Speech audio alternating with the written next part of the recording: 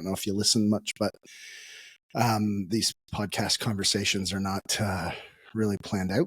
I mean, obviously I do my research on the guest, but I have no real agenda of what we're going to talk about.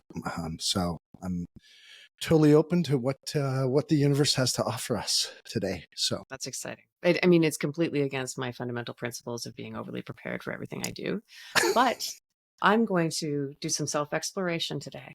Great. Well, trust that you're in good hands because I care and love you. I think you're just like I just respect the shit out of you, and you're one of the smartest and driven and collected women that I know in business, and so it's an honor, and it's an honor to have you here. So I guess we're starting the podcast. Actually, I guess this is how it rolls out. Ladies and gentlemen, I have Jaime McKenna here. She is the president of real estate division for Fengate Asset Management. I think you guys have, you yourself you're over 20 billion under management, right? That's right. That's right. Yeah. We have three divisions. Within real estate, we're about 9.6 billion assets under management, and about close to 15 on the infrastructure side. They'd probably say maybe closer to 20 billion. We're developers, so the number grows and shrinks really quickly, but that's correct. And you are, like I just said at the very beginning, you're an unbelievably accomplished woman and you have a very unique and interesting story because you grew up in a very small town, Blackstock, and you don't come from money. As a matter of fact, I think, and maybe we'll talk about this in the podcast, but you actually, you guys struggled, and you went to Trent University, graduated economics, I think, and then you are a CPA, and then you're a certified business valuator, and then you join, I think you go to Bell, and then you go to Minto Developments, and then you end up at Fengate, and it's a career series, and we can chat about that. And then you're also the current resident CEO of Trent University, I believe. That was just shortly ago, wasn't that? That's right. Yeah. And we just wrapped up the year a couple of days ago. So yes. Oh, nice. Yeah. Well, congratulations on that, being awarded that role. And then you have a son, but he is, I can't remember how old he is. I'm sorry. He's 14. 14. I had him when I was 12. But your husband, son, you're an avid athletic runner, Spartan races. I think last time I saw you, you were doing that hard, what was that thing called? 75 hard. 75 That was a hard. Once in a lifetime experience. Was it? Yeah. Yeah, well, maybe we'll talk about that too. So, and so, yeah, I mean, you have a really amazing story from coming from little to accomplishing so much at such a young age. And it's going to be fascinating to see what your career takes you. But, I wanted to have you on the show here for a couple of reasons. One, because you're so accomplished, an accomplished female in business. And I'm very interested in that climb of the corporate ladder and the strategy and the thinking and what you had to do and what you had to overcome and all that kind of stuff. And so I'm extremely, extremely interested in that. But I'm also wanting to get you on because this is interesting times right now. With things that are happening with tariffs and sovereignty conversations and, an impending potential recession, which I think is almost unavoidable at this point. I'm not an economist by any stretch, obviously, but, so with the Feds holding interest rates, what does that mean? The real estate landscape, which is, your home is in real estate. So, I'd just love to get some perspective about what's happening, where you guys are at, what you're doing personally, and your life kind of mission and struggle. So here you go, guys. Welcome, Jaime. And if you want to add to any of what I just said as a run up, please add if I missed anything that you think the listeners should know about. Well, I'm always very uncomfortable taking compliments, so I'm really appreciative of that introduction, and it sometimes makes me tired thinking, wow, I did do a lot, right? You don't self-reflect a lot. You just kind of I'm probably a lot like you, Dwayne, and I've listened to your podcast and we've spent a lot of time together, and I think it's amazing how we came together, through YPO, but then turned out we had these decades of parallel history where we were just one person apart. And I just thought that was special. So I was really, really honored that you asked me to do this. Yeah, well, talk about 6 degrees of separation, right? I So, know. actually, I'm curious. So you just kind of made a comment, and it parallels you, as you said, we've had parallel lives a little bit, and you just made a comment about something that I actually hit home with me. Is that you said that you have a hard time taking compliments, that's an interesting because I do too. I just don't like. It's like I don't know if feel like I'm not worthy of them or what, but I'm curious. Just since you brought it up, where do you think that comes from for you? I've been thinking about this a lot recently, and just in the last couple of years, I've really made a conscious effort to read more, less time on TikTok, even less time on Netflix, more time reading. And it's forced me to do a lot of self-reflection on what I've read. And my philosophy on reading is I read one, self-improvement business book, and then I read some smut romance and vampire novel, and I go back and forth. But, I was raised in a family where you were really encouraged to have low ego. And we were taught to be hard workers. There was four kids, two boys that are my brothers are 8 and 10 years younger than me, and an adopted sister who's 8 years older than me. So we had a busy household, and we were encouraged to contribute to the household at a young age and work hard in school, and not so much keep your head down, but keep your head down from get the job done. And it just wasn't raised to like take verbal compliments. It was like you just did what you did to work hard. And I think I carried that through my career, and I've always believed humility was a big part, because I always say, prepare for the worst, hope for the best. And that's been a philosophy I've carried for many years. And I think it's just that concept of like, don't spend too much time enjoying the celebrations. Like, take a moment, pause, reflect, appreciate what you've accomplished, but keep going, keep going. So when somebody takes the time, like yourself, or in a performance review, or in a personal context, to compliment me, like, I blush, I think, from the waist up. And to your point, I almost want like the floor to open up. And as much, even in my job, I get a lot of spotlight time, industry panels, podcasts, etc. And I do it, but I do it for a purpose. And then I kind of want to not listen to it or see it after the fact, or if I see it promoted, I'm always just a little bit embarrassed, I guess. Embarrassed maybe is not the word, but just humble, because I never see myself wanting to get in front of somebody else's light. Is there a sense of, because it's interesting. So, I mean, thank you for sharing that. And if you don't mind, I'd love to dig a little deeper because I'm sure there, on the face, somebody will look at you and go, wow, here's a person who came from humble beginnings, accomplished so much, worked so hard, so driven, great family life, great relationship with your son. And, and, attractive, healthy, living that life. And what people will go, wow, like she's got it all. And at some point, you'd use the words low ego, that you're raised with, to have like low ego. Is there somewhere, and because I've reflected on this, so I'm asking you kind of question that I ask myself often is like, why can't I take compliments? Like, what is that?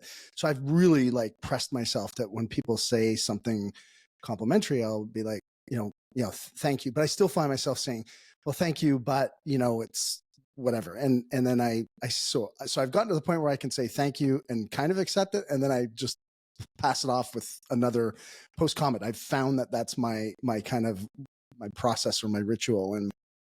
And I actually am now trying to start to take some compliments into my heart and feel them and be, grateful for them and still be humbled by them. But for you, it's like you've accomplished so much.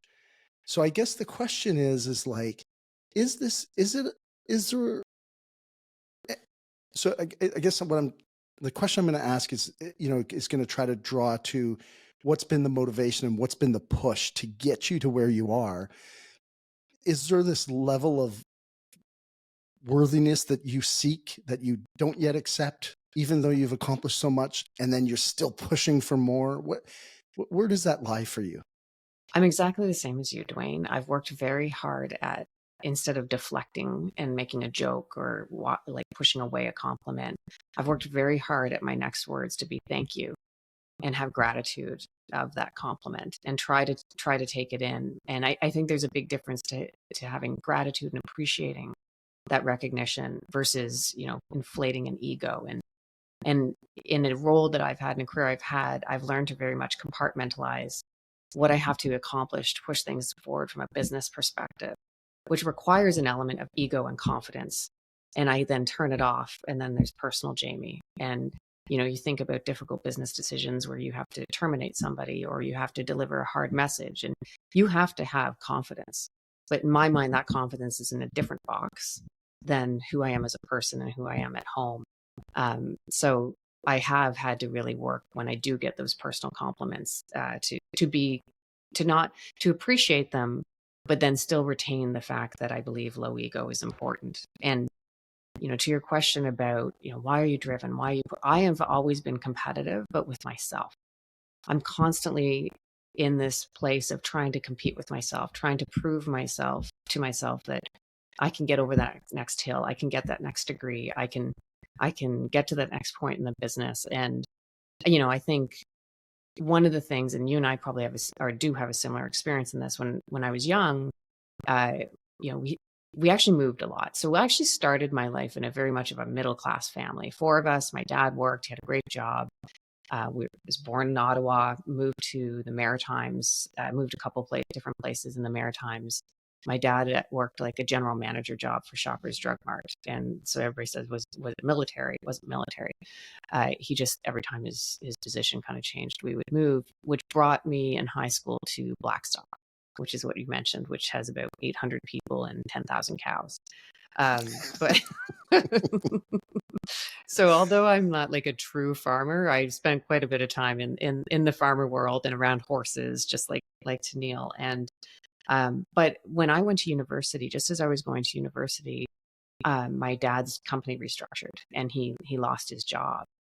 And in that period of time, it was the mid 90s, there was a real struggle for him to find a new job. And at that point in time, I remember I was in OAC because we had 13 years in class, or OAC, the 13th grade. That's the word. You just aged yourself. I know, kiddo. I dated myself. I know. I realize that sometimes when I say OAC and people are like, what is OAC? Yeah, right. So just around then he had lost his job, and, he was job hunting, etc. But things became dire. And over sort of last year of high school, first, second year of university, ultimately we lost our house. We didn't lose it to restructuring, but we ended up having to sell it because we just couldn't maintain it. My parents ended up moving up to Ottawa to a job for my dad. But over those years, there was a bunch of challenges. Like, it just was not a good economic situation, to the point that our family ended up actually being on social services and accessing food banks. So that was a big shock. You go from relatively secure middle class, nothing's exciting in terms of our economic situation, to, not a penny. And I'm in the middle of university, and I had not saved up enough to be able to carry a full load of living and eating and scraping by. And by fourth year of university, when I was graduating, I was in so much debt. And I remember, I always tell the story. I very clearly remember one day reaching into the cupboard and I had a can of tuna. It was the only thing in the cupboard. I had no money. I had many negative money is what I had. And my parents couldn't afford to give me $10. Like, they were trying to just keep food on the table for my younger brothers.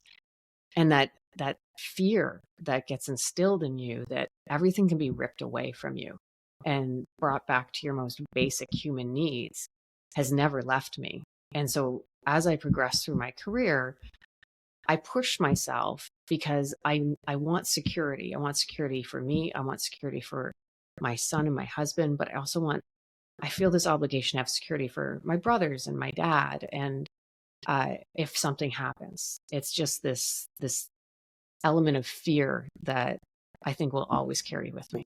I was actually speaking last night at an event, and I was telling a quick. I'll share the quick story.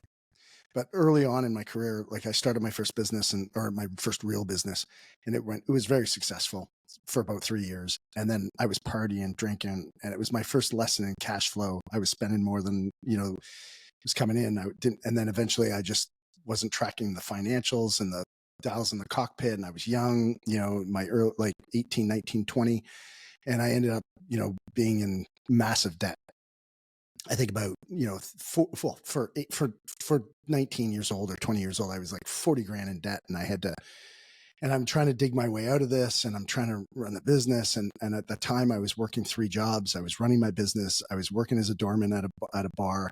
I would leave the bar at like 1 or 2 o'clock in the morning, and I would go and I would fill, those trucks that drive around construction sites and deliver coffee and sandwiches and stuff. I would fill those trucks from 2 o'clock in the morning until 5:30 or 6 o'clock in the morning when they would leave. And I worked for these Russian guys, and they were the meanest fucking guys. Like their way to motivate was yell and scream and like make you feel like shit. And I'm broke, and I'm broke. Like I can't afford rent. I can't afford gas in I'm broke. And I have not yet faced this reality, like I need help. And I'm driving home. I remember driving home early in the morning, pre-rush hour stuff. And I'm living in London, Ontario, and my car runs out of gas, and I have no money to put gas in my car. And I just remember like, fuck, and it was just like one of the most, it was the worst time of my life at that time, but it was also in hindsight, the greatest time of my life, because it set this like, okay, never again kind of, perspective in my life, where you talked about like having those basic human needs pulled back to the very core, and that total absolute feeling of vulnerability and almost helplessness. I'm using my words, not yours, but that's, and then it makes you face certain things. Right. So then I just kind of set a plan in place. I went back, I begged my parents to bail me out. They did. I worked and it's amazing how then the world works out. And so the only reason why I'm relaying this story is because if there's listeners in this position, and if they're not in this position now, they could be in this position if we move into a recession. So it's a preparation thing, but also a thing that if we have listeners that are dealing with this, it's like, I set this plan, then I went, okay, I got to pay my parents back, and I'm going to go back to school, because I, hadn't gone to school yet. I didn't, between high school and college, I didn't go. And then, so I went and worked for this car dealer who became my first real, like, major mentor. And his name was Harold Cunningham. He's one of the greatest influences of my life, God rest his soul. And I went back and I worked for 6 months, and I made $75,000 in 6 months to selling cars, because I was so desperate, because I had to move back to my small town with, a couple thousand people and 20,000 cows, like you said, and go like, I'm not doing this again. And I just, I just sold and sold and sold. And I got really, really, really good at it, refined a really great skill, got a great mentor. Like, so from that, basic human needs stripped away, like right down to the bottom, and then allowed me to build myself back up. And so, so I'll say this: one, if there's any listeners out there that are in that place, there is possibility, and there is a future, and this is not the end. This is just a new beginning. And I'm curious, my question for you through all of this is, what was the driving point for you? Like, when did things in your mind, like, I'm sure they turned around, but did they turn around in your mind first? And what was the catalyst, and what was the driver for you going forward?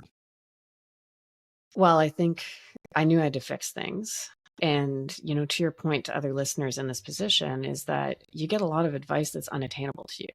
Like, I love when it's like, we'll have a rainy day fund. I'm like, how about I have dinner tonight? Because I haven't maybe last night. Like, when you're in such a dire situation, like, these stories, I think, really help people appreciate how bad they are, how bad the situation you're in.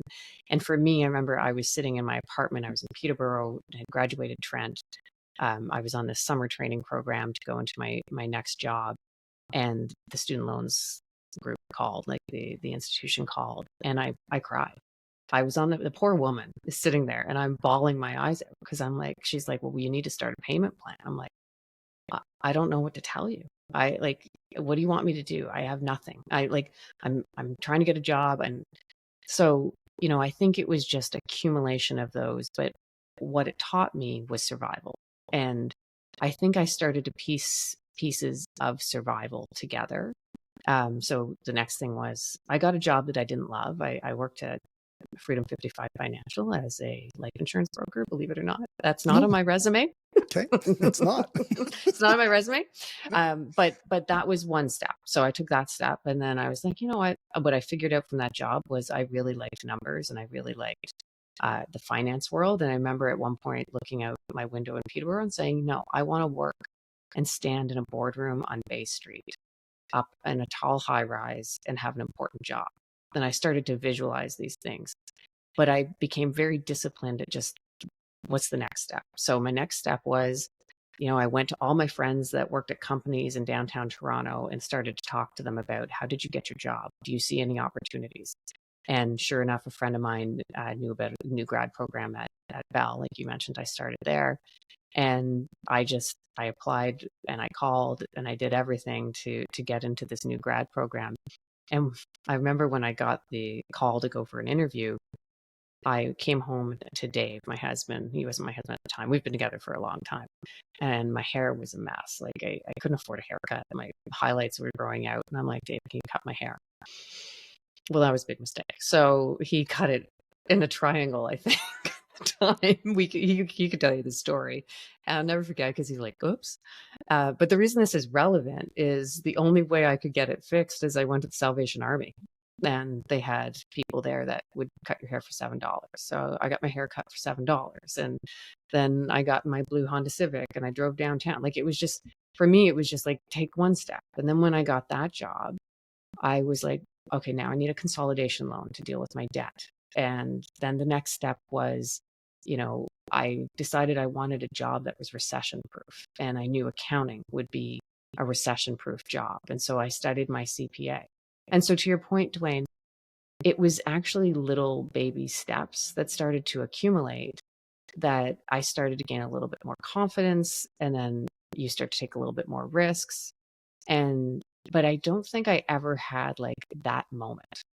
And even today in my role, I still have that like deep-seated fear that it could all go away tomorrow. And in the real estate context, last year there were massive restructurings of very senior people in the real estate industry. And like, I love my company and I trust our CEO implicitly, but it was still there because it's a business decision. And having seen what my father went through, I still carry that deep down. So I just make sure I show up my best every single day, because at least if it all falls apart, I can say I did everything I possibly could to do the best I could. Okay, well, so I'm going to review this because I want people to catch it, and these were my takeaways, and I've been writing notes, so I'm going to actually read them off here. But really, so you have this event that happens, which never leaves your mind, obviously, because you just said you'd been thinking about it. Even today, you think about the possibility of a restructuring or everything going away. I think was the actual words you used, and then you used the word survival. And here's what I really loved was, it's like, you took a job. Step one, you took a job that you didn't like, but you did it because there was a desperate level of desperation where it's like, well, I'm just going to do. And it's like, as you were talking, it's like, I think about what we do for our kids nowadays, in that we give so much to them, And I don't mean like each individual parent or anything, but like we just provide this sometimes this escape of like, that these are good times. We've had some really, really good times for the last like few decades, like 2, 3 decades. And so when you have good times, it breeds a little bit of complacency, I guess is kind of what I'm referring to. But you dug down, you take a job you don't like, but then while you're in that job, rather than creating a pity party for yourself, your next step I wrote down was you create a vision. You created a vision of being on Bay Street and being in the corporate world. And at that time, I'm thinking in my head, at this time, is she a CPA yet? That was like rolling in my head. And then you answer that question. And then you talked about, discipline. You used the word, or I think I wrote the word down, discipline. I'm not sure if you actually said the word discipline, but you got very disciplined on your plan and what you needed to do. And then you went to your network and you called everybody you knew to figure out, how do I get to Bay Street? And then you said, it was one step at a time. So you got into like some tactical, like one step at a time. Here's what I'm going to do. Here's what my plan is going to be. I'm going to execute the plan. And then the strategy of creating, okay, I need a recession proof job. Then that leads you into your CPA. That's right. I mean, I think for the listeners, it's like my question around all of that is, was somebody coaching you through this, or was this all created through you, or what led you to get to that place? Because when people get stuck, like you've just laid out pretty much a step-by-step formula, which is like, first vision. Like I'm totally like, people ask me like, what are the 3 steps? Like, what are the steps? And I always say, vision, will, and resources. Those are my 3. Like I try to chunk it down into 3 things. And you just like, the first one that you popped out was like, what's the vision? And what drives us is a vision. But so many people get stuck right at that phase. And I'm curious, like, did you have a mentor, or what drove all that?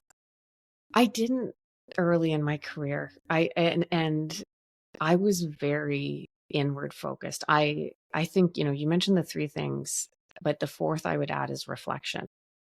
And through my entire journey, my entire career, whether I had visions, goal, you name it, as I was moving forward, I was always reflecting and observing people around me and kind of tucking that into my mental inventory. And anybody who knows me knows I'm an extrovert. I talk a lot, love to be part of everything. But when I'm first in any situation, I'm actually really quiet because I want to look around me. What do I learn? What do I take in?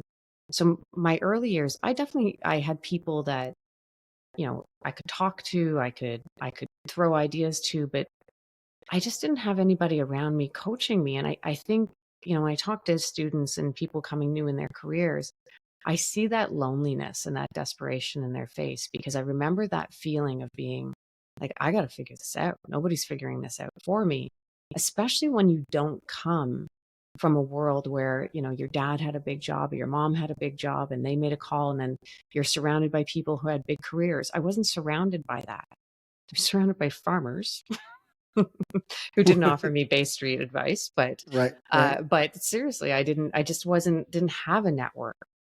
And so I just like, to me, it was like one step, what's next? What is that person doing? What's interesting about that? And again, like accounting, to me, it was like accounting, law, like all the big professions.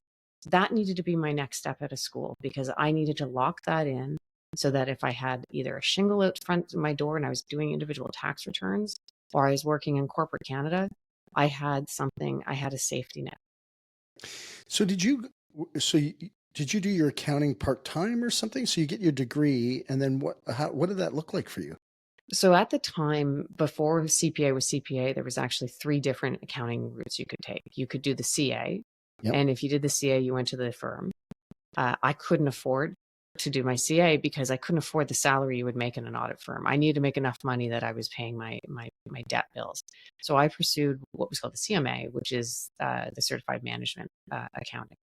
And that was a bit backwards to how the CA worked. So you actually took your exams, and then you did a 2-year program that was focused around management accounting. So it was much more financial planning and analysis. And then it didn't have the audit component. So, what that meant to me is that I was surrounded by CAs who thought the CMA was a second-tier accounting designation. Right. And so I carried that weight for a long time that maybe I'm not as smart as everybody around me. So you can imagine what that did to my work discipline. I was like, I studied and studied every emerging accounting issue I could possibly. I wanted to go toe to toe with the CAs, even though I knew it wasn't possible that I'd be able to do that same designation. So are you working and doing this at the same time? Yes. Sorry. That was the actual question. But those are long days, I'm sure. Like because this is not no joke program, right? It's like. No. And at the time, the business program at Trent, it's changed since, but it didn't have enough accounting in it. So I actually had to work towards a bunch of courses. I go to U of T on the weekends. Actually, funny enough, this will date me. One of the options was they would send you a VHS. It was an 8-hour instructional video. I'd put it in on Saturday mornings into my VHS, and I would order Swiss Chalet, and I would study accounting in my apartment in Toronto. So yeah, your weekends and evenings are completely destroyed for a number of years. Yeah. Hot blonde in on a Saturday studying accounting. Eating Swiss Chalet. Eating Swiss Chalet. That's funny, but I mean, look at that. But this is what it takes, right? If like there's so many things, and I for any young person who is listening to this, is like this is the path. Like the path is paved with hard work, but I mean, not just hard work. It needs smart work as well. But it's hard and smart work, which it looks like you have done, all driven out of this immense, compelling force of not going back to that place. That's right. That's exactly right. Like even high school and university, I worked in the evenings, I worked on the weekends. I would go months and months and months without a day off, and so that bled into my career years. So I just kept doing it. You work hard, you start to solve problems. Yeah, and that's like it's like we're raising a generation of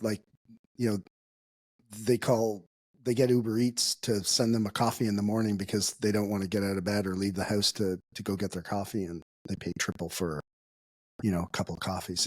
I think this is a really good, interesting point.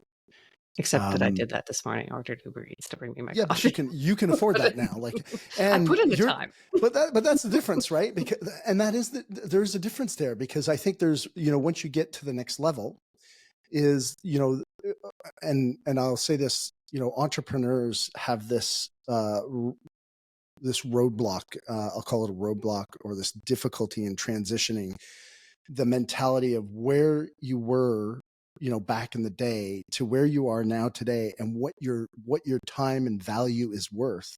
So for you to go out and get a coffee and all that kind of stuff, that's a totally different, now today is a totally different concept, because it's not worth your time to go out and spend the time, because you could do a phone call, you could shift up, there's some training, there's some coaching, there's the leadership side of thing. Like every minute that you spend with someone else is creating value to the organization. So going out to get a coffee, that's why a lot of people in your position have assistants or people who are bringing them coffees. So it's like, we pre-make our meals. I eat at my desk like every day. Like there's never a day where I'm having my lunch and I'm not at my desk, unless I'm out at a lunch meeting that, to try to, generate business or coach somebody or whatever it is. It's like, I'm just so cognizant of what my time, energy, and focus is worth. And so that's the distinction, I think. I call it get out of your zone of incompetence.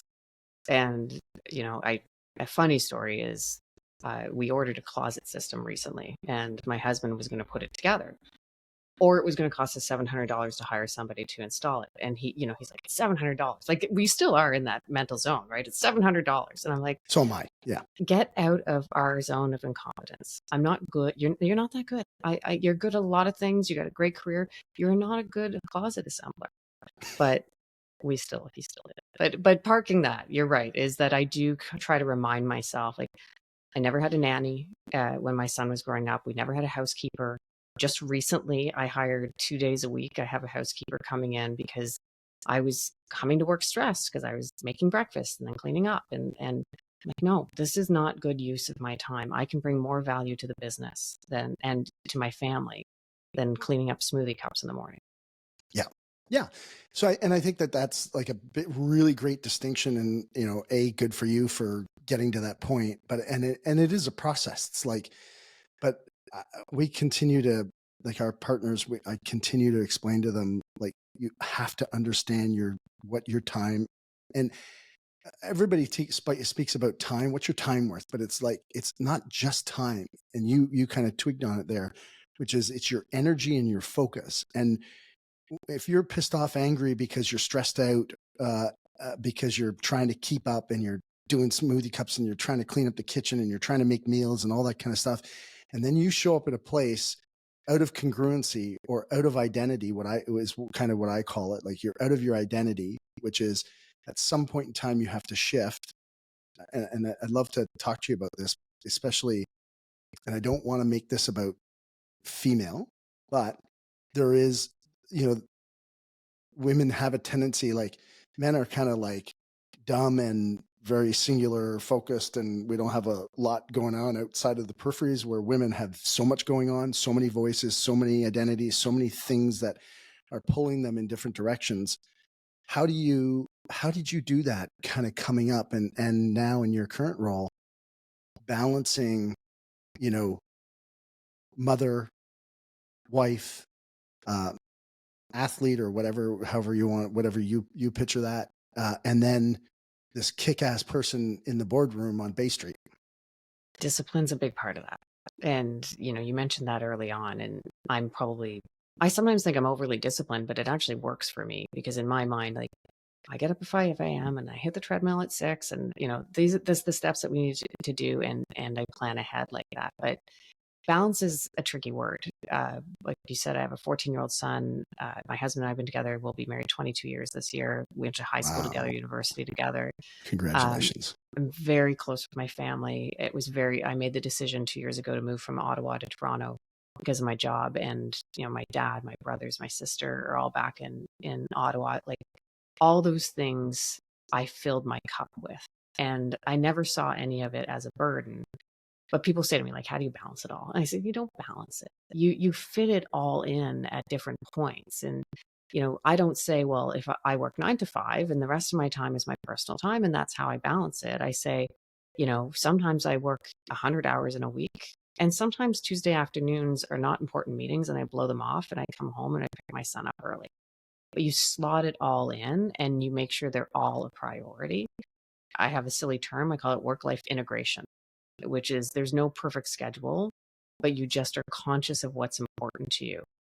But the discipline thing is important. Like, I'm one of those people that wakes up in the morning. I woke up at 5 o'clock this morning after being out till almost 11 last night.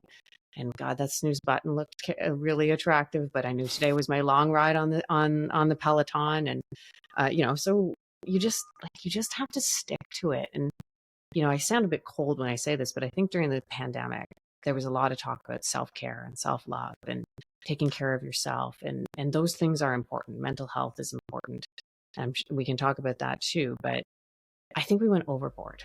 There was too much we swung too far in the direction of, self-care became maybe a little lazy. And I wish I had a more intelligent word than lazy to use it, but it became an excuse not to do things. Whereas discipline, you fill your discipline with things you want to accomplish, that you want to get done, that are important to you. You find breaks in there. But we just swung, or I think society swung too far to the other direction in many cases. Mm-hmm. What do you think that is? Why do you think that is? Because it's easy. Yeah. The easy answer is to hit snooze. The easy answer is to, hang out in your pajamas all day. The easy answer is to work 8 hours instead of 10 hours. And human nature will pick the easier answer. It's our mind protecting ourselves. But, like we talk about, I'm a runner. I've been very, very focused on athletics since I was 30. I was a late bloomer. And when you go into endurance sports, you learn that you have to make your mind go quiet and challenge your body to get beyond your mind's capabilities. And that flows into so much of your life, is that you've got to get out of your comfort zone if you're going to advance. I often self-check myself. Am I too comfortable? Is this too easy? Am I at a point in my career where I'm coasting? If that's the case, my hand goes up and says, give me more. Let's figure something out. I can contribute more because I'm just coasting right now. And do you do this with a coach, or do you just do this yourself? Is this your... I've had a coach. So early on, no, I did it myself. Yeah. And I just had this, I don't know if it's like self-torture or whatever, but it was like, oh, you're comfortable. Like, better do something harder, better get less sleep, better work harder. Like, but the satisfaction, like that's the, right. The satisfaction of accomplishment is far greater than the comfort you get of not doing anything. But I started having a coach probably early 30s. Actually, yeah, it was just after I came back from maternity leave. So I was 31. And the company, I was at Minto at the time, and the company offered us coaches. And I had these big aha moments with the coach. And actually, one of the biggest aha moment I had with my first coach was that I scored very low on vulnerability. I know, big shock. But but I to the learned, point of our very beginning of this podcast. I know, Yeah, I know. good. But what I love it. learned from that was, you do need to be vulnerable. You do, as a people leader, you need to show vulnerability. It shows that you're a human. It shows that you don't always have everything together. And then people can be more vulnerable, and you can expose problems and work on them together. But since that time, I've had probably 3 different coaches in my career. And I love it because they've all been women, which has been nice because I work in a very male dominated space. But they just kind of call you out on your stuff. And I appreciate that, because, you know, I'll be bullheaded pushing at things. This is silly. Why is this person doing this? And they'll be like, maybe you could have done that. Mm-hmm. And I love that. I love that. What have you learned, like because you were just talking about the vulnerability piece. And I think, well, this is probably a dumb male comment or question, which my wife has to put up with all the time. But, and I don't want to make this about women, but to me, in my experience, there's been the women that I've known, and I know some unbelievably accomplished women, and we've had tons on the podcast, and truthfully, and for the record, I always say the feminine energy is the most powerful energy. Hands down, it's not even close to the masculine. Everybody thinks of masculinity of being strong and discipline and structure and all this like hardcore shit. But it's that feminine energy. When, if feminine energy walks into the room, it's like masculine just melts. It's like it just stops, and it's just like, wow. Not in a sexual way, in an energetic way. And so, so for the record, and I've seen my wife go through, like when we first met, her masculine energy was very, very strong. She was running a 15 to $20 million business, had several hundred employees working underneath her. And like, we were in Tony Robbins' coaching program, his Platinum Partnership program, and we didn't even know about masculine and feminine energy back then. And we got to this point where like she couldn't even like get dressed for work, because the minute she put whatever she was wearing for work, and she buttoned up her hair, and her energy shift just switched. And it was like, we actually started where she would get dressed. The last thing she did before she left, like I'd say goodbye to her, then she would get dressed and then leave.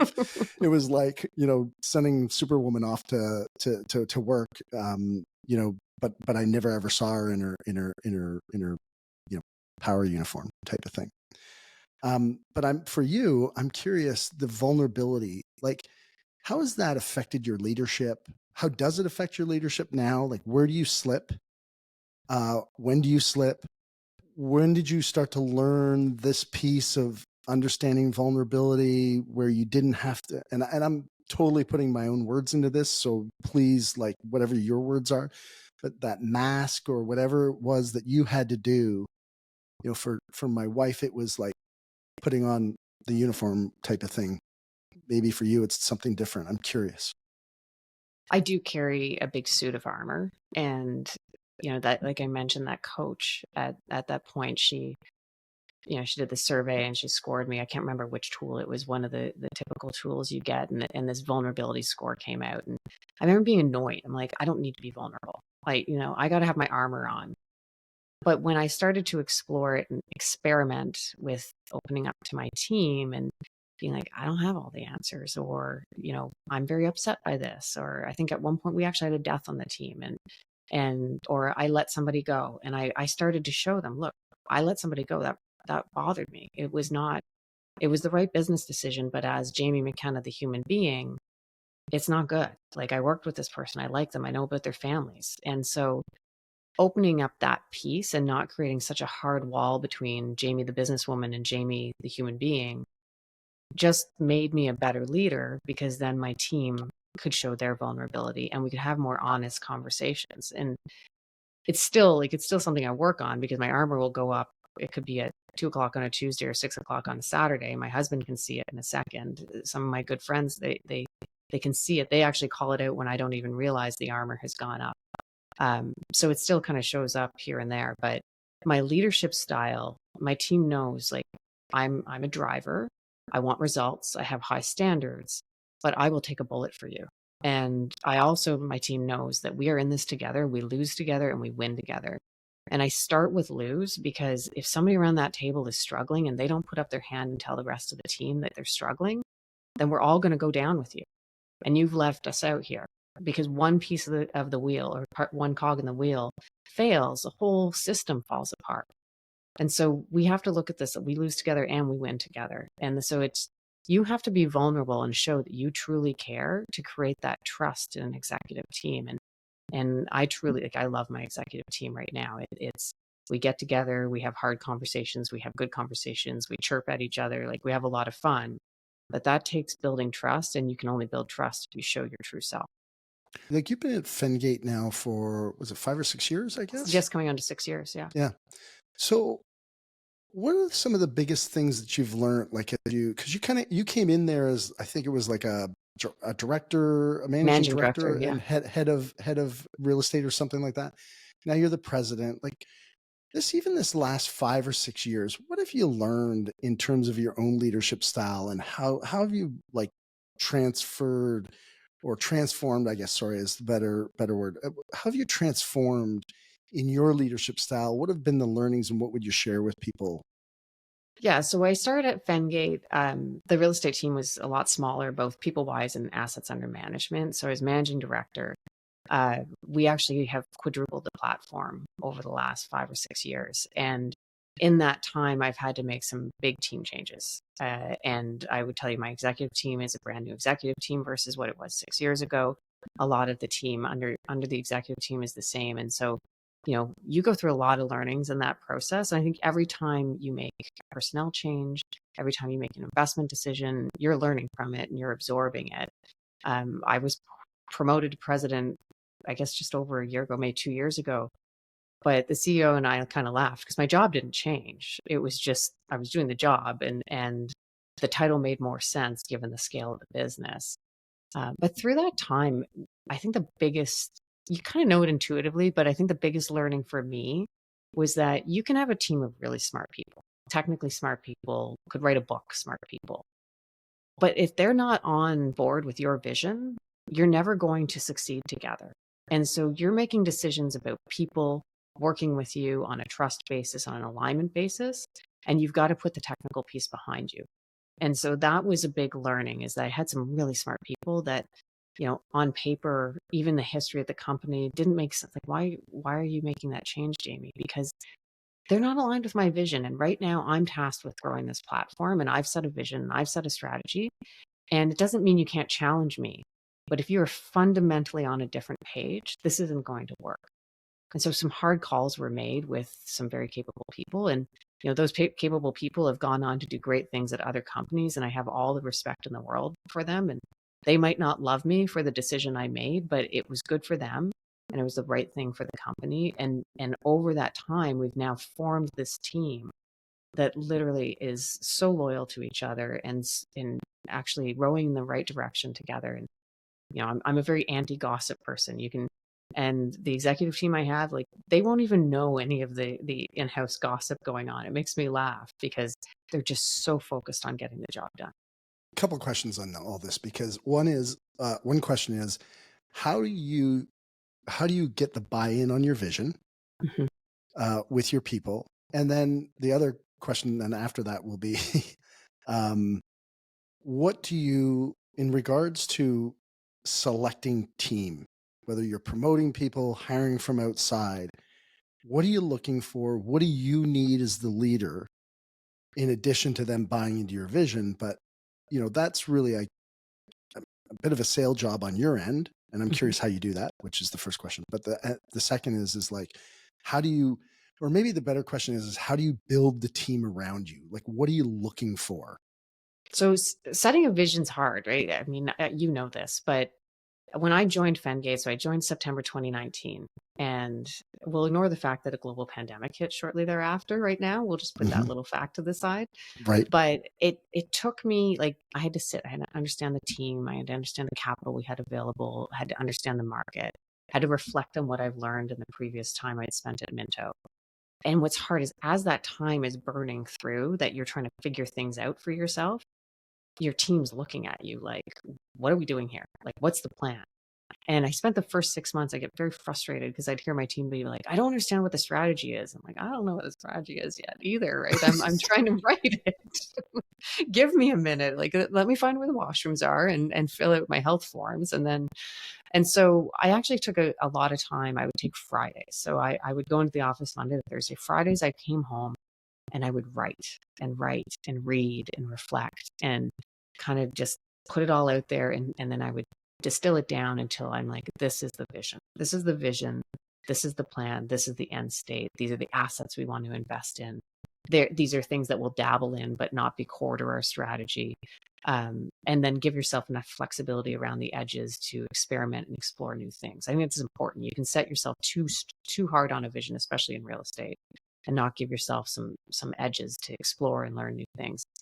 And then the next step was to bring it to the team and that's where you start to flesh through who is buying in. But you also need that feedback because you should be surrounded by smart people that are going to challenge you and say, and I got lots of challenge and I pivoted in some cases. In some cases I said, no, I don't agree with you. So you have to have confidence in what you're trying to achieve, but also be open to adjustments. And over the last 6 years, there's been a couple pivots I've made based on really good feedback that I've taken and absorbed, I've thought about. And it is always hard to hear something counter to what you believe, but then when you reflect on it, it made a lot of sense. And then you just pretend it was your idea in the first place. I'm just kidding. So that was sort of my process in setting the vision. And again, like through 6 years, you pivot. And, like I said, we had a global pandemic. So there were elements of my strategy that had to change. Our execution model changed. Our approach to condo versus rental changed. And so you have to have that flexibility but you have to have your team talking about it constantly because it can't just sit in your head in your PowerPoint or that one presentation you did in November 2020. Like, you got to constantly talk about it. And so we'll get together once a year and have a big, okay, what has changed since the last time we had like a real deep dive into this? And how do we need to pivot? Or do we keep on the course? So that's important. But then you asked me about selecting the right team. This was one of the biggest things I learned through my career. It was, how do you pick the right people around you? And early on, I was always picking people based on their technical skill set. What did they study? Did they know how to do bank reconciliation? And, you'd meet with them, but you kind of weigh it up against, what was their grocery list of technical skills? And I would always hire the strongest technical skill person. And at some point, I started to hire for chemistry and people I wanted to be around me, not just the vision thing, but are they going to get along? Do they have humility? Do they care about their peers? And one of my favorite questions to ask, it's so basic, but it achieves so much, is what do you like to do for fun? I do care what you want to do for fun, but my point is, it's not the answer. Does your face light up? And do you actually have some fun? And do you enjoy your family? And do you enjoy your friends? And Can you take that mask down and show me who you are? Because we're going to have some pretty tough conversations. And I need to know I've got somebody around the table that I can crack a joke with and distill the pressure, because we're going to have a lot of time where there's going to be pressure. From the perspective of like on the skill side, I'm assuming like there's at your level, you're hiring people that are, I mean, they got a resume, they got a background. Do you do you how much do you guys promote from within? A ton. Do you? So yeah, so the first question, you're right, is that there are some basic things I'm looking for in certain roles. Like I might be looking, if they're in the finance role, I want them to have a CPA. Like there are certain things, but I also love bringing people in that are non-traditional but smart. So, a math whiz into a finance job, that's actually quite a leap, because if you don't understand financial principles, but man, you're really solid on math. I love that cross learning. A history person that knows how to write. Like that's great. Like I love seeing that, but we very much promote from within, at Fengate, both across the group and within my group. And so I'd say my team's kind of a mix of people that I've promoted up through roles and other people that I've brought from the outside, like really high test roles where I needed to bring somebody that had a track record already to execute on it. Right. Yeah. Yeah. Because you guys, I mean, you've 4x this in not the best of times from the real estate perspective. Like you talk about heavy transition, which I'm sure we'll talk about later in the podcast here, because I'm actually keenly interested in your thoughts on real estate and what's happening in that area, because the Canadian, well, at least for Canada, but I mean, all economies depend highly on it. But you talked about the vision. So like, do you chunk out in 5-year vision, 10-year vision? What is your strategy? I do it on a 5-year basis, because I think once you get past 5 years, like, I guess the way I look at it is I chunk it out by 5 years, but then in that fifth year, I want to know that I'm in a position that's kind of directionally where I want to go for 10 years. But I like to have a check-in point all the time. Like, what has changed? And to your point, the real estate market in the last 5 years has completely fundamentally changed in a way that hasn't happened in 30 years. And so you have to think in your strategy, what are some foundational principles that you have and how you execute so that you can pivot and you are looking for indicators early. So yeah, it's 5 years, but it's kind of a rolling 5-year view. On the leadership side, where are like no-go zones for you, do you think, for people, especially like from an advice perspective of as people are coming up, trying to build their careers, trying to grow inside a business or create their own business? Um, what advice do you give to leaders out there where they should where you have in the past realized, okay, I need some flexibility in this area, but these are standards that this is a no-fly zone. Like you can't get in here. I really lean into the be nice principle. And it sounds maybe a little bit corny, but the reason I say about being nice, it's how you treat people will come back over and over again in your career. Especially, I'll go to real estate again. Real estate's a deal industry, right? You're buying, you're selling, and it's small. So if I treat somebody poorly on a deal, they're not going to want to do any more work with me. And so and that reverberates both externally and internally. If I look at my team, I've got some really high potential associates, analysts. I'm like, I could work for them one day. So I keep advocating for that within my team, is put being nice first. And being nice doesn't mean you're a pushover. Being nice doesn't mean that you're not making hard decisions and terminating people. Like, all those things still have to happen. But how you treat people and the culture you create around you makes people want to work for you, wants to work with you, want to do deals with you, and will be there when you need help.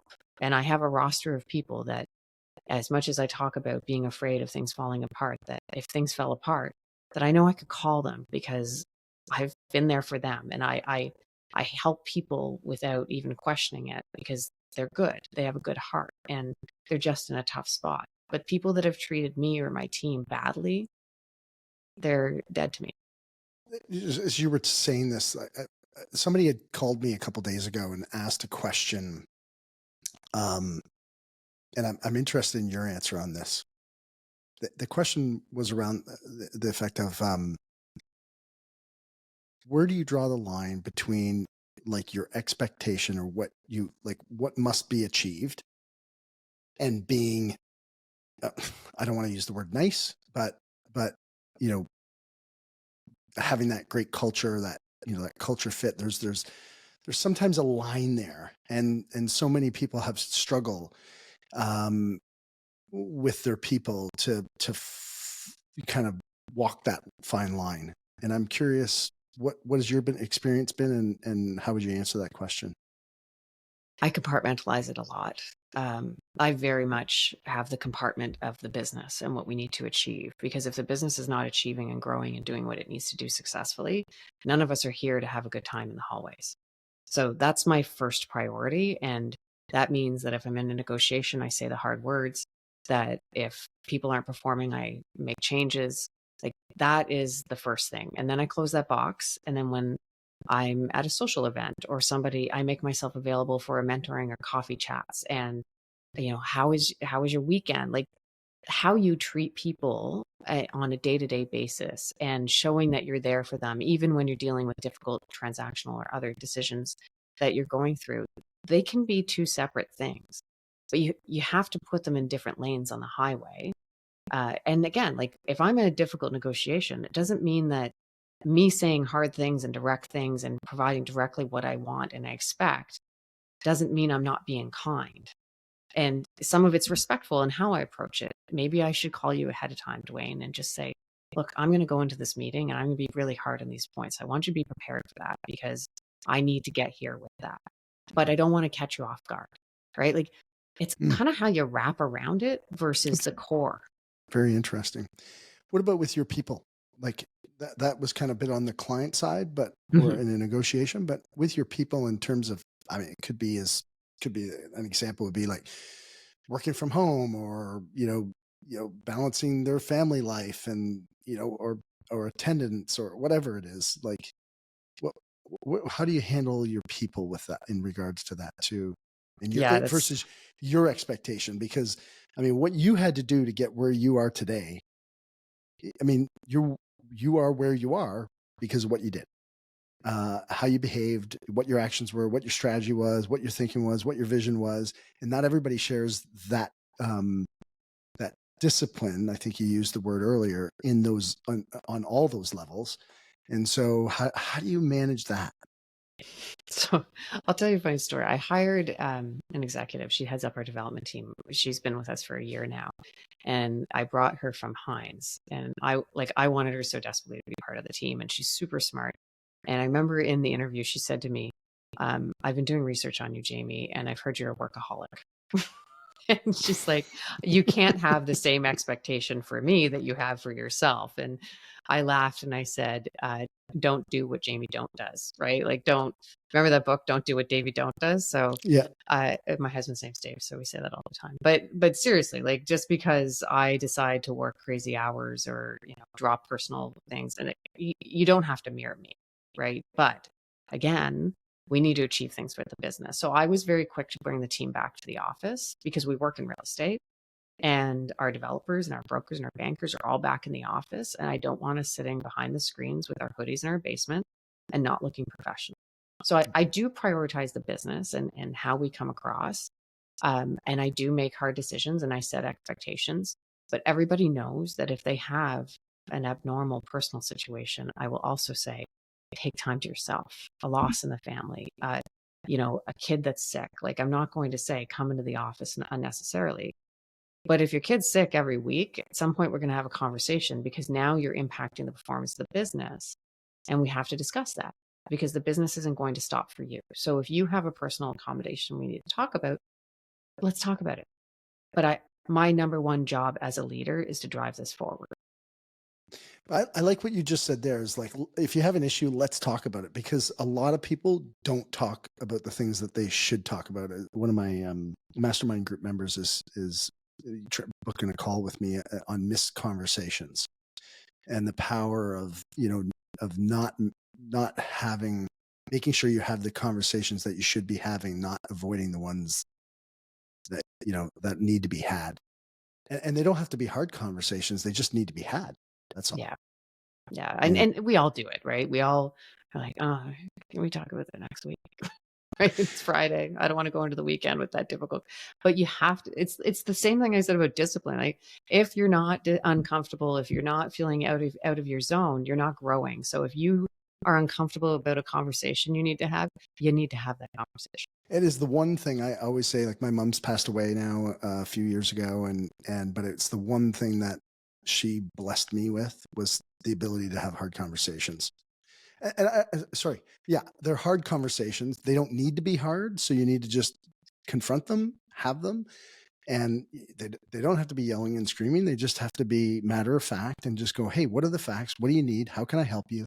But just have the conversation, because she was unbelievable at that. Like it didn't she you always knew what she felt and how she was what she was thinking, almost to the to the outside extent of.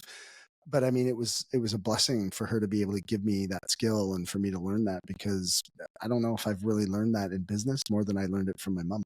So I mean, it's a great takeaway. Thank you for sharing that, because I think a lot of leaders, whether you're leading a big organization or you're a smaller organization and trying to grow, is that you've got to have those missing conversations. You cannot be fearful of not having them, and that's, I think, part of your power. If I know you, Jamie, and it's interesting. I do want to circle back on the one comment you made about being a workaholic. Is that true today? Was that true in the past? And will it be true in the future? I actually don't think I'm a workaholic. I actually enjoy my work. I've enjoyed my work for most of my career. So I think people try to look at you and create a reflection of themselves, right? And so somebody who has a different organization of their workday and the discipline that they apply might look at me and say, oh, that's crazy. You work crazy hours. But that's just my choice, right? So January to March, I probably didn't not work a weekend the entire time. And that's because we were working on something that was controversial and needed attention and we needed that time. But then, I took a couple extra days here and there. Like, again, it's that back and forth. So, what people perceive is not necessarily reality. And as long as I'm enjoying what I'm doing, I'm going to lean in hard. And that's what matters to me. Like, if I didn't enjoy what I did, I'd work 9 till 5, but I love it. This quote that I was just thinking as you were talking and reflecting on, and it's one that I often reflect on. A guy named James Michener is the person who owns this quote, and it says, "The master in the art of living makes little distinction between his work and his play, his labor and his leisure, his mind and his body, his information and his recreation, his love and his religion. He hardly knows which is which. He simply pursues his vision of excellence at whatever he does, leaving others to decide whether he is working or playing. To him, he's always doing both." I love that. And I think, yeah, so that was James Michener, if anybody wants to look that up. But it's one of those things where, I get accused of the same thing. That's why I asked the question, is like, oh, you're a workaholic. Or it's like, yeah, am I? I don't know if I am. Like, yeah, I work a lot, but also sometimes it's like, I feel like if which I don't do this anymore because I can hate this kind of work, but like grass cutting. Some people, I have friends that would be like, and when I say friends, I mean guys that are worth like a lot of money. And like their most favorite thing is to go out and cut the grass and do things around the house and stuff. And it's like, oh my God, how do you do that? Like, because I just don't get any joy from it. And so, to me, that would be work. Like what I do on a day-to-day basis doesn't even feel like work. It feels, for the most, I mean, look, there's some days where it's like, it's awful, but Yeah. that's just life. Like you can have anything you want. You can't have everything you want. Oh, absolutely. I agree with Yeah. you. Like I had a day yesterday and it's just how the meetings felt. It like fell in my calendar. It was a difficult conversation after difficult conversation. And by the end, I was so thankful to go to a dinner with friends because it just recharged me. Even though going to dinner, I was like, oh, I'd rather go home and go to bed, but going recharged me. But to your point, like sometimes I'll take a few days off and I'll be really like kind of ornery the last day. And my husband's like, what is your problem? And I realize when I go to work the next day, it's because my brain is starting to wind up and be like, no, let's get into this, because that's what I want to do. I want to go and solve these problems that are sitting on a shelf for the last few days.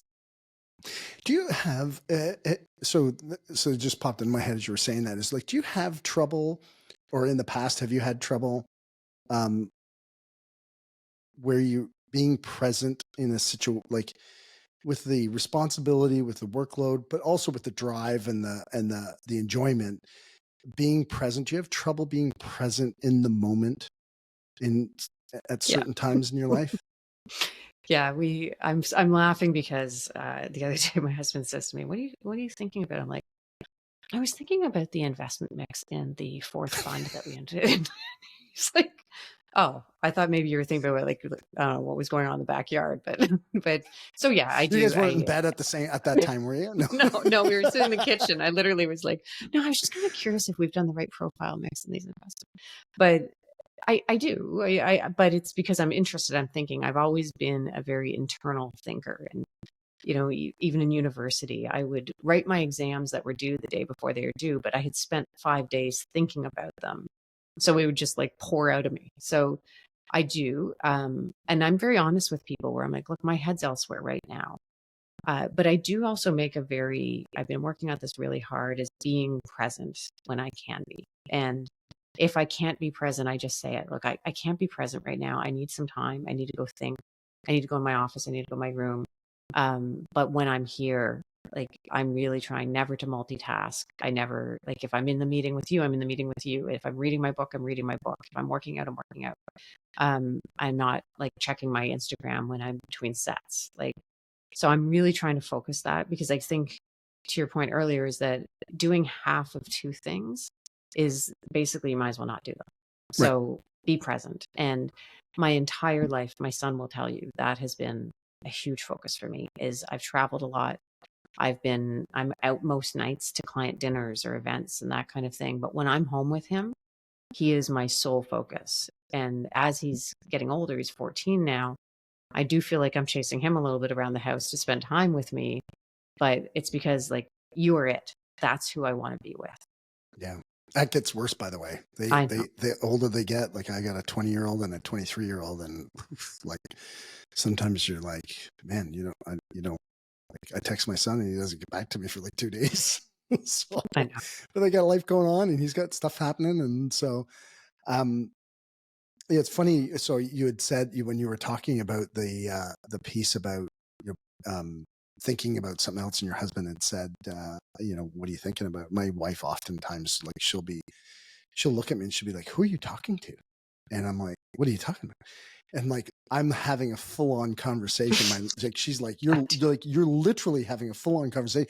Your fucking lips are moving. Like, what are you talking about? Like, I'm like, and then she'll be like, what are you thinking about? I'm like, nothing. And she's like, that's literally impossible. That's actually how it comes out. And then she's like, your lips are literally moving like you're having a conversation with somebody.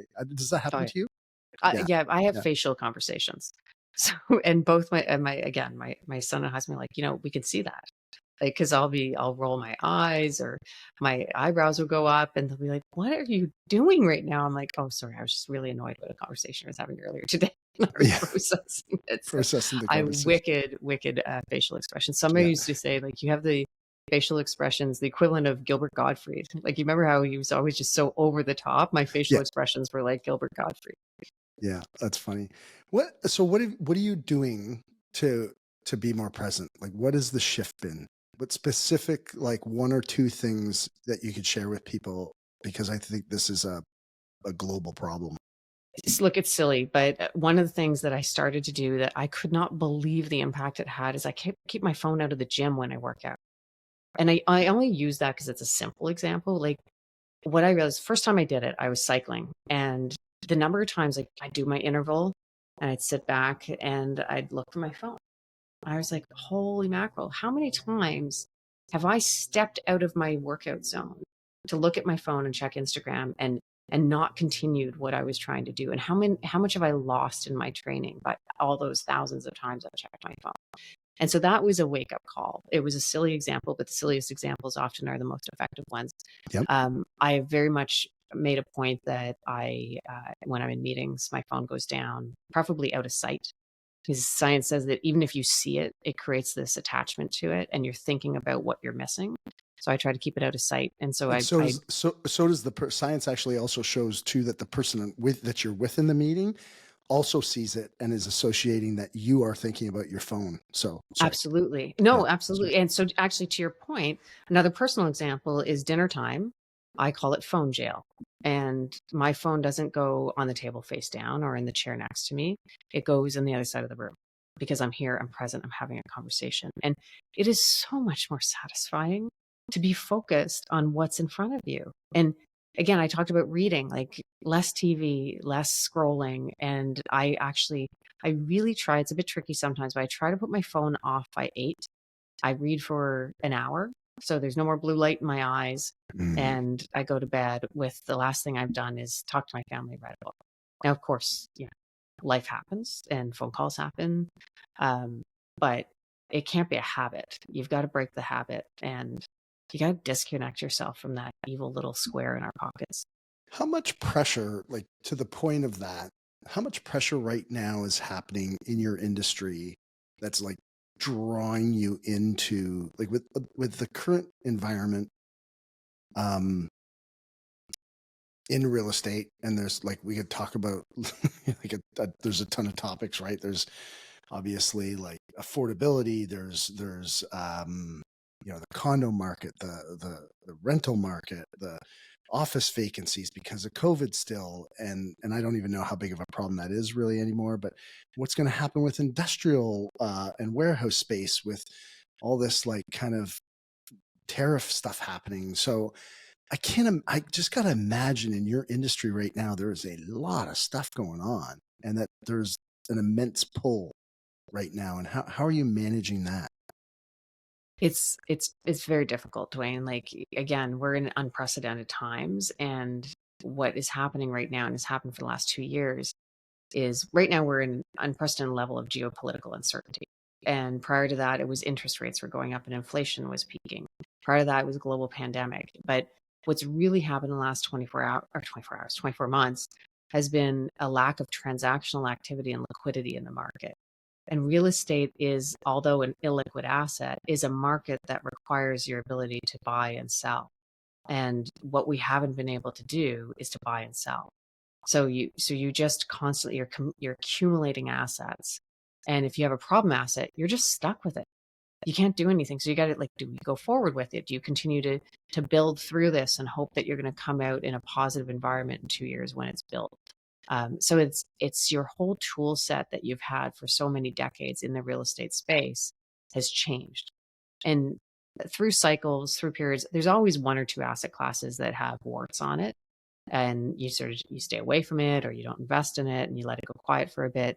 Right now, everything has problems and for different reasons. And although there's areas we're still investing and we're still pushing forward, the way I described it the other day is I feel like my investing world in real estate is a narrow corridor. There's only really tight things that make sense right now, as opposed to the past. It's like, well, that's a really cool resort project in Bahamas. Let's look at it. Like maybe we can make a great return and it's cool to do.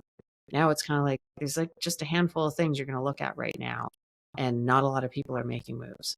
And a lot of people want to be in those specific channels. So there's a lot of high competition. So before we get into the real estate stuff, because we're going to, okay, but I want to ask you I just want to, before we shift from the personal leadership stuff and your journey and how hard is it right now with all that stuff going on? Like you just really succinctly laid out how complex and uncertain the environment is.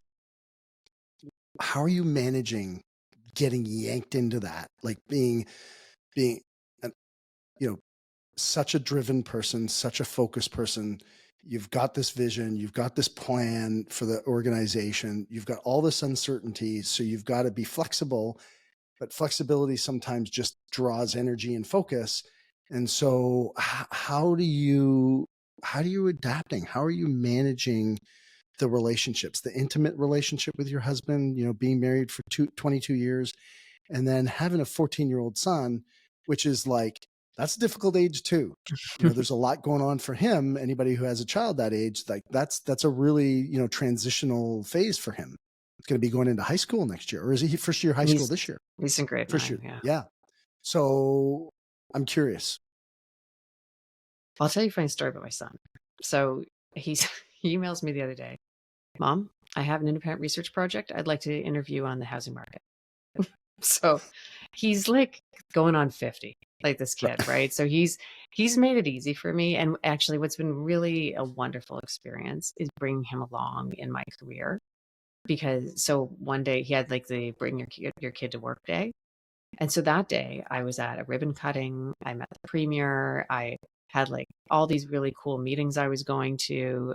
Recently, I had to do a charitable cold plunge and then did an interview with the local media, brought him to that. And he's been to the office a bunch of times. So he's really embraced watching my career and getting involved in it. And as much as he's this old soul that wanted to move to Newfoundland and write about history for some reason, he is now starting to be like, oh, it's really cool walking down Bay Street, and it's really cool the people that mom meets. So I think, when you're in this time where so much of you is going into your job and into this uncertainty, you've got to find ways to bring your family with you and participate in it and be open to them and explain what you're going through. But it's hard. It can be like there are days that it's soul crushing because there's no playbook for a crisis. And I like again, I probably said the word discipline 500 times on this phone call or on this podcast, but like for me, it starts with discipline and how you look at your investments in your portfolio, and you create a personal security that you're making tough decisions, you're making boring decisions. And all of a sudden, the fun of the sexy world of real estate that existed in 20 years in North America, it's on pause for a little bit. And you have to embrace those difficult challenges and people and the stress that you're going to come across and realize that it's not personal, but you've got a job to do. And how do you protect yourself from being drawn into it away from your family, again, away from your intimate relationship? That's a good question. I don't think I consciously think about it. I think I just stay true to who I am.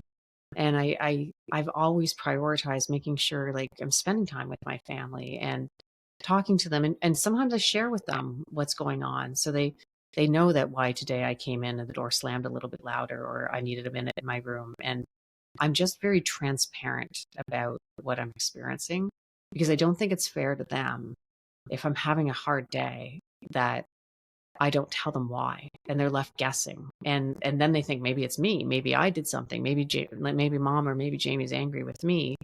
So I'm just very transparent about what I'm going through. And it's hard, like emotional balance. You can't fake not being stressed, but you can do a bunch of things and you can get on the treadmill and you can spend time with your family, you can have a martini on Friday, like you can do all these things and you've got to find joy in those moments. But sometimes you can't. Like, I'll be honest, like I'll tell you Monday this week, I said to my husband, I'm like, I cannot shake this level of irritation I have on me all day. And we laughed about it because like I was like a toddler stomping around, just annoyed at that moment. And I was annoyed about something from work.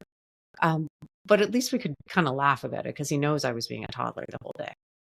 How do you get out of that? How do you just because there's a lot of people who are listening to this podcast who, whether they have a big business or they have a small business or they're working in a corporate environment, we're sharing those things constantly that are, get us in this lower state, if I will. How do you pull yourself out of that low state environment? There's one of two things. I either need a nap or which actually on Monday it turned out I was just literally sleep deprived. And we can talk about this, the discovery I've made of the importance of good quality sleep at being effective at your job and being able to be resilient in these situations in the last few years has been a game changer. And I'm not consistent, but I do try. But I find like sometimes you got to just put the pen down, go deal with the problem. So what I mean by that is that instead of me spending Monday stomping around and being frustrated, just admit you got to go work. You got to go open the laptop, look at the problem, decide your plan forward, get ready for the next day and stop like just forcing a holiday. Like that's what I was doing. I was forcing myself to have a day off and I was not engaged in it. And I just had to say to my family, you know what? Go do something for a few hours. I need to think about this so I can clear my mind and be here for you. That's great. And Dwayne, I think we put like there's almost like an element of shame that you do that. And I think we got to like deal with that. We are business leaders and sometimes we have to make these sacrifices for the bigger betterment of our mental state. I think that I mean it's a huge point, and I think it's a point that you just said we struggle with that, and then the problem is that then in turn creates, I think, what gets framed as mental health issues. Because we have these internal struggles with ourselves where we've not yet realized or faced something that is in front of us and are trying to either avoid it or push it. And it's like the universe or your body tells you there's taps on the shoulder, that continually to come back. And then we try to force something that's not instead of addressing what is. That's right. I'm curious on your thought process on that and mental health and you know, even from a feminine perspective too, if you could provide some insight. Well, you touched on this before, and like I really try not to divide between the female and the male skills and all those things in an unnecessary way. But I do believe women's brains have like 1,000 tabs open at any point in time, and it's not because we have a greater burden than our husbands or our brothers. It's just the reality of how we think. And I wake up at 3 a.m. and I'm like, okay, what's the list right now? And the list could be anything from what I need to do for James's school to what's going on at work to, remember that cat you had when you're 8 years old. it's just how your brain works. It's crazy. Yep. And so there is, I believe, an element of that, of how women's brains are just wired. And I can tell you, I had my own brush up with mental health challenge at one point in my life. My mom passed away when I was 34, and it was quite sudden. And you go through the grief of losing somebody very suddenly, and I was very close with my mom, and so you deal with the shock. But it wasn't until I think it was like 8 or 9 months later I started to break down, and it was a weird experience. I was coming into work and I had this like feeling of like disassociation, and everybody's looking at me and everybody's judging me. And I remember at that point I went into the doctor and she's like, you are in a state of fright or flight or fight, right? That's the saying. Like, she's like, I've never seen anybody sit in basically a permanent panic attack. And I wasn't sleeping. I wasn't sleeping for days and days at a time. And I would come downstairs and Dave would be like, I don't think you should drive to work today. I haven't seen you sleep in 5 days. Oh, wow. And yeah, he was literally like, I'm not comfortable with you behind the wheel. And I'd be like with my espresso shaking, I'm fine, but like it was not fine. And the doctor actually ended up putting me on medication, so I ended up having to go on medication to like tone down the panic attack, and on sleeping pills to start to teach myself how to sleep again. But it was it was hard to figure out that this trauma I had been through took 8 months to show up in my physiology. And that was a huge change. Like, I started to like reflect on, maybe I have been having panic attacks and I just kind of buried it down deep, or maybe I was having some levels of anxiety. And I spent a lot of time exploring that, learning that about myself, that I always believed mental health was weakness. I'll be honest. Like, that's where I was in my point. My mom suffered from a lot of anxiety, agoraphobia. And I was like, that's not me. And for it to hit you physiologically like that, I was like, this is a wiring thing. This is a chemical thing. This is not something that I'm weak about, nor was my mom, because you always learn more about your parents after you become a parent. And it helped me appreciate so much more of her struggles. And it also made me fully aware that it's okay to have a weak element to you, Jamie. It's all right. You're fighting everybody. You're fighting bears constantly. But if you're going to be in the best shape for what you want to do, you've got to address this thing that you once thought was weakness and now understand part of your DNA. How'd you do that? For people out there that are suffering with this, and look, everybody suffers. I don't I don't give a shit who you are. You are suffering from this at some level. Suffering might be the wrong word. You're coping, you're dealing with, you're experiencing, you're whatever it is. At some level, we're all, having to function. And the problem is like, how do you kill what's the word, like, whatever, the Godzilla, like, what's the, kill it when it's small, like deal with it when it is not a big problem. And so I'm curious, deeply curious about how you navigated that and how you dealt with it. How'd you get yourself out of it? And what can you share with people? Funny enough, is I had started to go to therapy just before my mom had passed, and it was kind of my early 30s, and I was trying to figure some stuff out. I just needed to go through talk therapy. So I'd started it very casually, and I walked in. I'll never forget. I walked in the week after my mom died. I'm like, so today's topic is going to be that my mom died. And she was like, the therapist was like, oh my God, like that, where'd that come from? Right. Because it was so sudden. So I had already had this little discipline of talk therapy, and I was using it to work through this grief that I was experiencing, but I wasn't processing it. I was not like, and you don't, it takes you a while to actually have grief work its way through your system so you can understand it. So the reason I bring that up is that this August, where I started to have this experience, this permanent panic attack, I walked into my therapist and she's like, why didn't you call me? And I'm like, well, because I didn't want to bug you. I didn't think it was a big deal. And so first thing was started the anti-anxiety medication. Second thing was the sleeping pills. Third thing was talk therapy and just like everything else I did, I set myself a goal to not be reliant on medication at some point, but only when I was ready not to be reliant on medication. So I started very frequent talk therapy to work through. And basically what she described is that you have like trauma is like a piece of meat that doesn't digest. And I needed to go through the digestion process of how I felt and how my new life was going to be without my mom there. And my brothers were very young, and the obligation I felt to fill that position with the family, because I have a very male dominated family, and the things I was going to do, and then how was I going to honor my mom, and then working even further backwards to like moms and daughters always have challenging relationships through the guilt of I was holding through that. And it took, I would say, probably 2 to 3 years before I finally was comfortable where I was with therapy, and I stopped going. I stopped taking medication, which is, anybody who's come off anti-anxiety medication knows it's a experience in itself. Brain zaps are a real thing. Oh, really? But you get this like weird out of nowhere, and you're like, oh. So, but I consciously set a plan to come off anti-anxiety medication, and then prepared myself in case it came back. And so I was very aware at any point in time what that feeling would be like. And I haven't really faced it, but I am aware now sometimes when I'm stressed or when I'm going into a high pressure situation, maybe I am experiencing anxiety that is different than other people are experiencing it. But that's okay.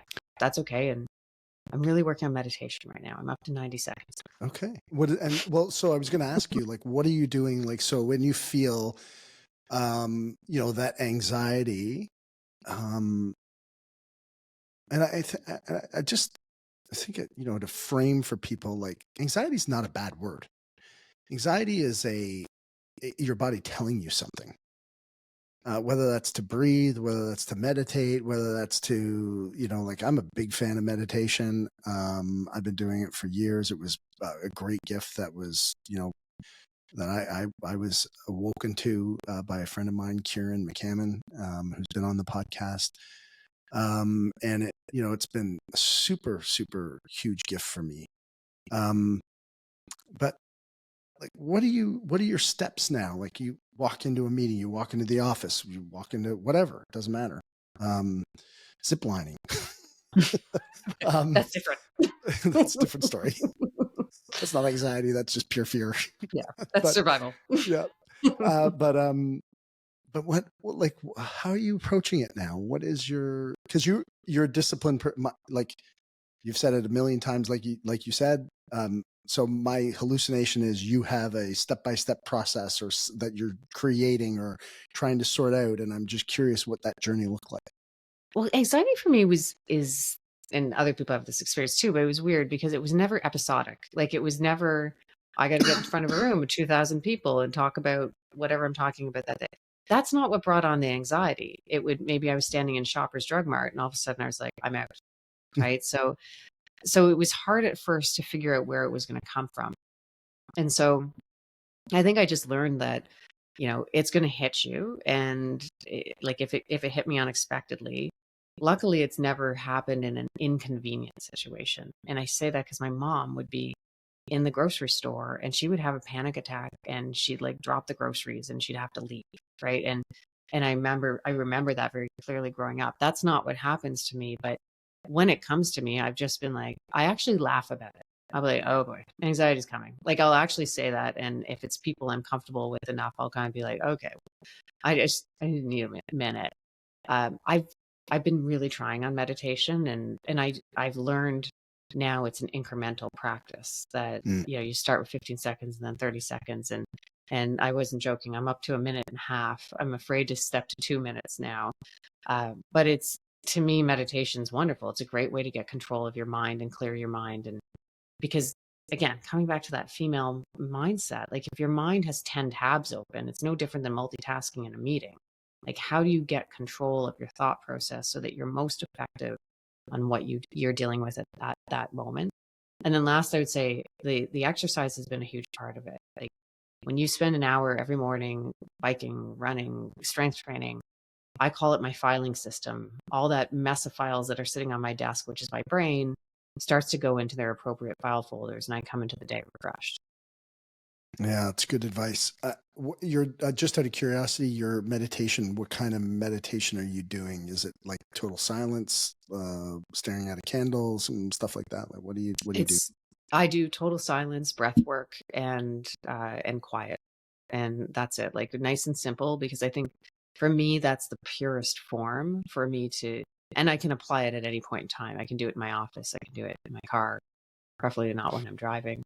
But I was wondering that the other day. I was bored in traffic. I'm like, could I meditate? Is that as effective? But I know it's. I wouldn't say I poo-pooed it, but I never thought I'd be able to do it, and I'm amazed. It's a good reset, and it's really effective. Like it's almost like when you're studying for exam, when you put the book down, you finally like, okay, I can't study anymore. I got to put the book down, breathe, then go into the exam, as opposed to trying to cram right up to the moment that you walk into the exam.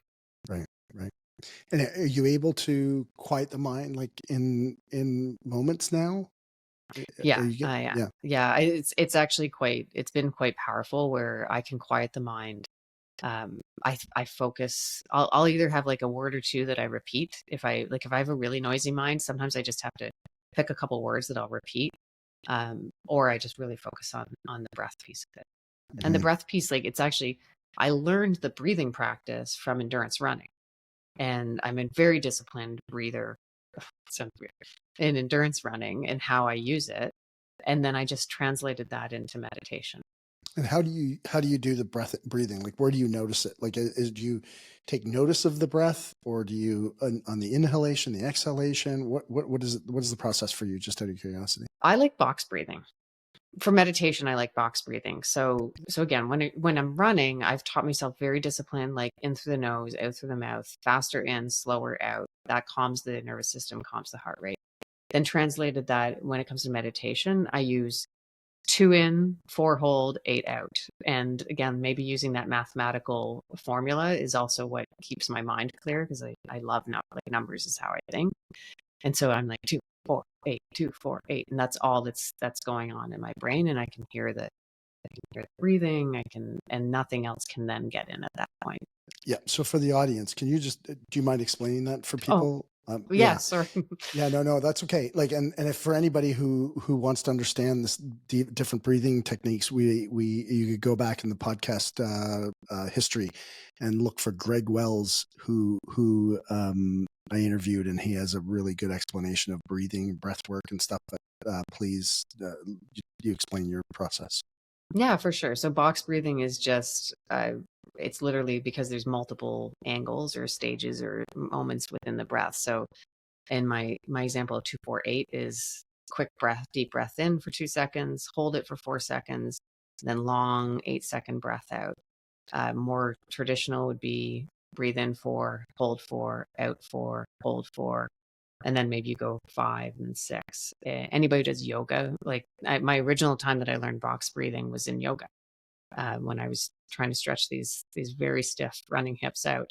I started to learn box breathing there, and then when I decided I wanted to learn a little bit more about meditation, actually a mutual friend of ours, Neil, talked about the 2, 4, 8, and I liked the quick breath in, but I loved the relaxation of the slow 8 out.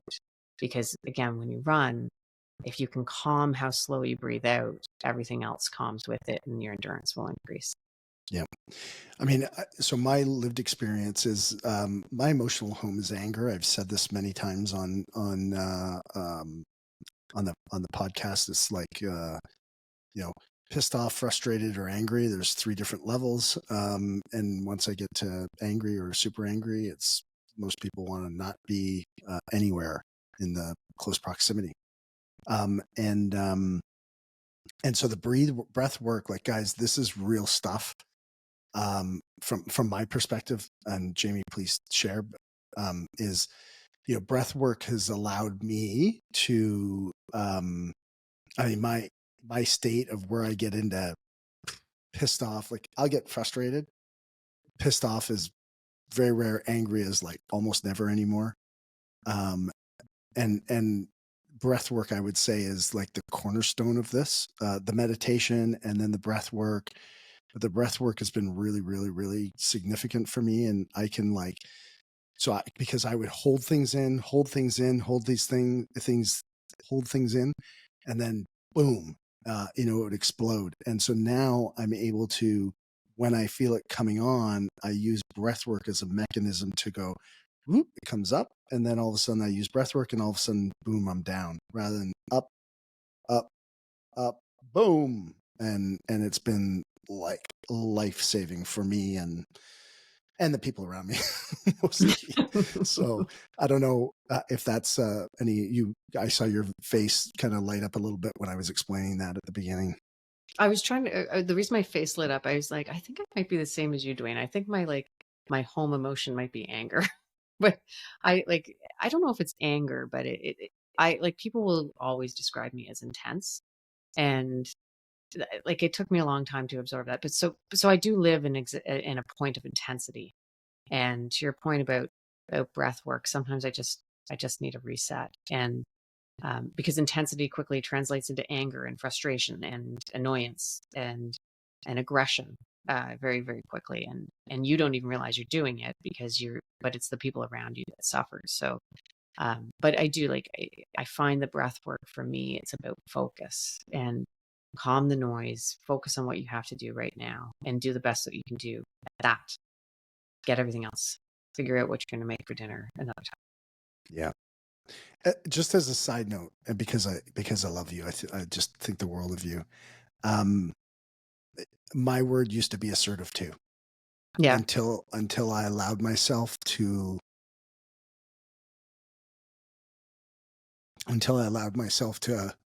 accept that anger was okay, that to love myself for my flaws,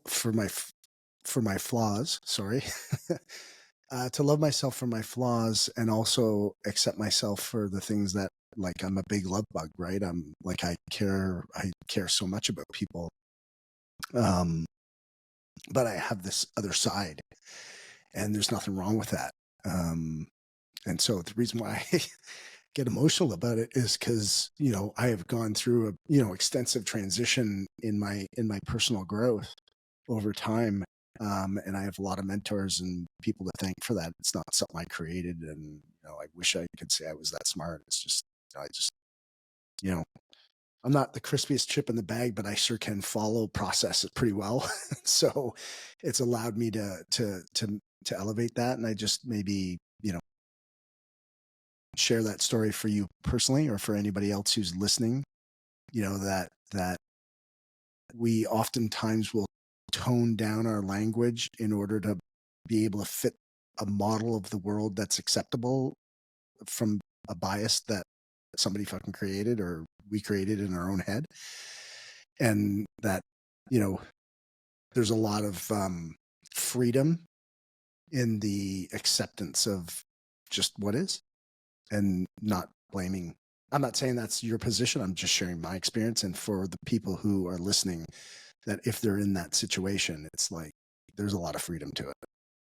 Well, I appreciate you sharing that. And, I mentioned the term intensity. And I think, my experience has been that people are very quick to create an archetype about what they think I am. And everybody's a lot of layers. And, today I would say, I joke that I'm a perfect example of a German Shepherd. Is I've got a big, soft, warm inside, and I like to cuddle, but I will rip your throat out if you get at my family or you get in the way of people I love. But Yeah. Over the years, to your point, like when I was in high school, well, she's obviously the blonde party girl, and she's a ditz. Well, yes, I loved going out and having a good time, but I was behind the scenes getting my 90s and studying and getting into university. And but that was the easy archetype to describe about me. And now, less so as I get more comfortable in my skin.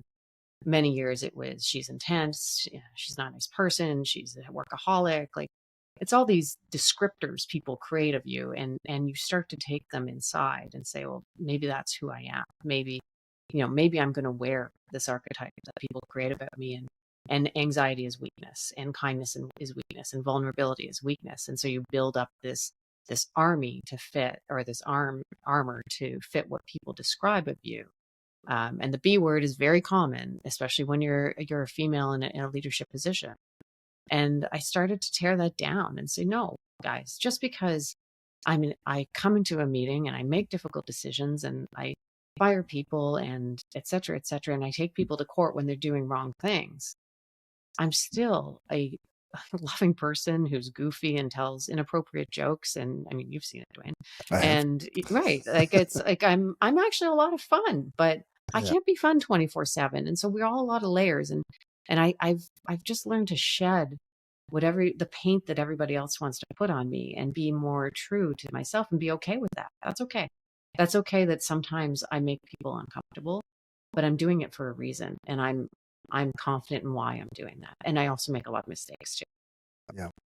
But you're driven by purpose and obviously. And so that's it's a beautiful thing. It's amazing. Like, and without sounding condescending, I'm so proud of you and the journey that you've been on and like just traveled. It's inspiring. For anyone listening to this podcast, it's especially inspiring for young women who are looking or seeking for a role model from like what you've learned and what you've gone through from, just your personal development, your leadership development, your career development. It's really, really, really powerful. And I mean, and you're killing it in an industry that is, like you said earlier, typically male dominant. I think there's more and more females coming into it. But it's still not, it's still not there. Right. Obviously anyways, I'm so proud of you, but that's not, Thank you. yeah, I really, really am. I think you're a great role model. Hey, everybody. Thanks so much for listening to that honest conversation we just had with Jaime. She's a wonderful human being, a beautiful friend. And, it's a great conversation about leadership, mental health, overcoming and outworking imposter syndrome, and, starting from the very bottom, struggling financially and dragging herself to the very top of her industry, running a multi-billion-dollar fund in the real estate area. So, Jaime, thanks so much for that part of the conversation and sharing your journey. Stay tuned for next week where we talk about a lot more in real estate. We shift gears, so listen in next week when we launch our part 2 of Jaime McKenna's conversation. Appreciate you being here.